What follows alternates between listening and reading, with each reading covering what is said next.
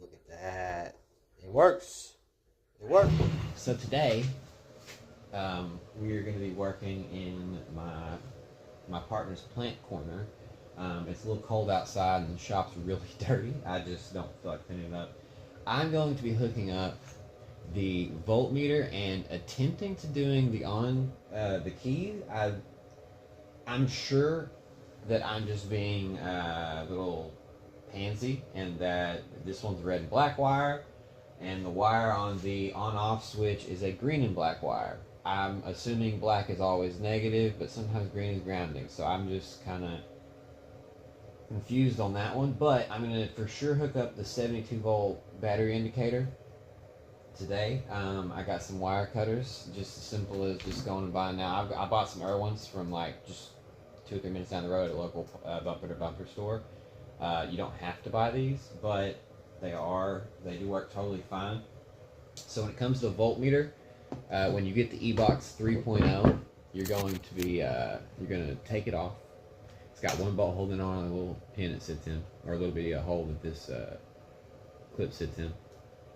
This goes to the indicator, the little screen right here that we want to have activated. I'm fine with the voltmeter, but I prefer a percentage. I'm tired of having to consult the internet to see where it's at. So with that being said, I am going to snip this.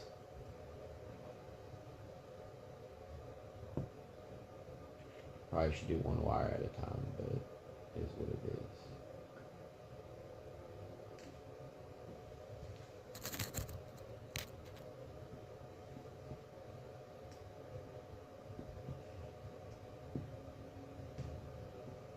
Ooh, is it smaller than that one? Damn. Connect up. Here we go. Right here where all these connect up. We're going to unhook. We're going to track and make sure it's correct. But this wire goes to the voltmeter specifically. Rounded wire. This is the wire to the on-off switch. This is the wire to the voltmeter right here. So we're going to cut it down around here.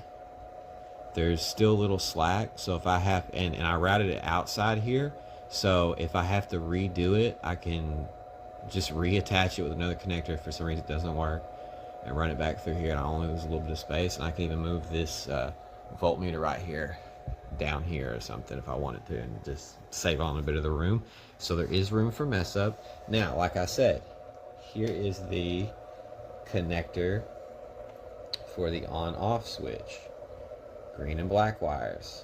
I'm going to go ahead and assume the green is for the red and the black is for the black. I'm going to look for a marking on it. Usually it says like negative or something, but I could just be, paranoid Perry about it. But I'm going to go ahead and snip this, and we'll probably cut after the fact when it's all attached. So what I ended up doing, attaching the butt connectors, I used a mini torch to heat the ends up. I've already hooked it up. I was charging it and realized, I wonder if without the voltmeter it could tell where it's at. So I unplugged it because it's still charging. It's at 100%, so hopefully I didn't overcharge the fucking batteries. But the voltmeter does indeed work. I am pretty confident this red wire on this side goes to the green wire, and the black wire goes to this wire. Red's always positive. I'm fairly certain I could just cut that and attach the two. I'm just worried if it is reversed and I get it backward. Okay, so to a lot of people this is not an important achievement. I'm about to double check which wire is here to see if it's marked positive and negative, and then do the key switch. And it was just connecting some wires, so nothing crazy. I've daisy chained shop lights in the shop, but this was a lot more worry about a fuck up. Look at that. It works. It works.